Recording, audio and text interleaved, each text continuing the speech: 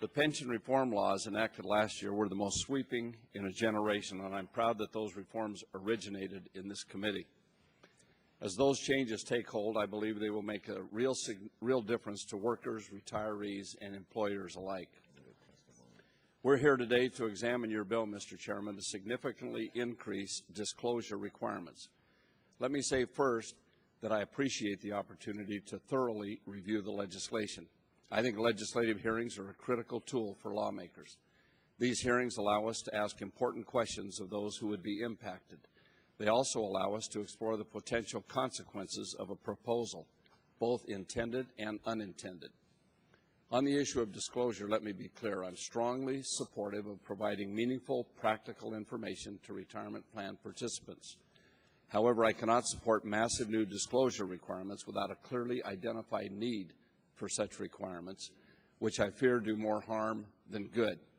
And surely that must be our first imperative, to do no harm.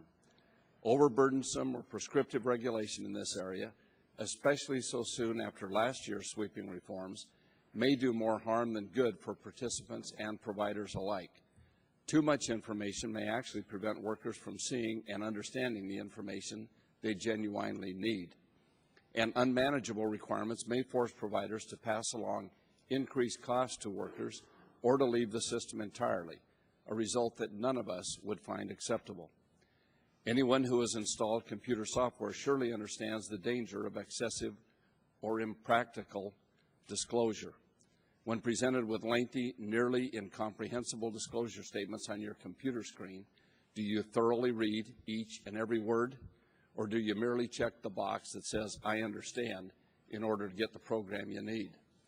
I'm deeply concerned that if we're not careful, we could create a similar experience for employees trying to save for their retirement. If we provide them with volumes of information before we allow them to begin saving, do we run the risk that they merely check the box that says they understand? Worse, will the valuable information they need be buried within a document so lengthy as to be intimidating? At the same time, we want plan sponsors to get the information they need from service providers so they can discharge their fiduciary duties as custodians of plan assets reasonably and responsibly as required by law. But overwhelming plan sponsors are overburdening service providers with extensive disclosure schemes that do not produce meaningful information, will serve only to increase costs, which will take money out of the pockets of retirees. Certainly, none of us support that. Finally, we must consider any proposed changes within the broader context of existing regulatory efforts. The Congress does not operate in a vacuum, and we must bear in mind the implications of existing law and regulation when it comes to complex new mandates.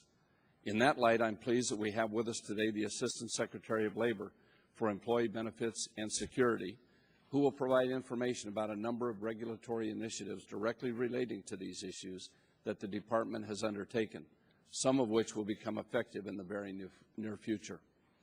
If current efforts satisfy a large number of concerns regarding disclosure, we must ask if it is really necessary to proceed with legislation that may have unintended consequences. I believe there are a number of significant concerns in this arena, and I hope we explore them thoroughly today.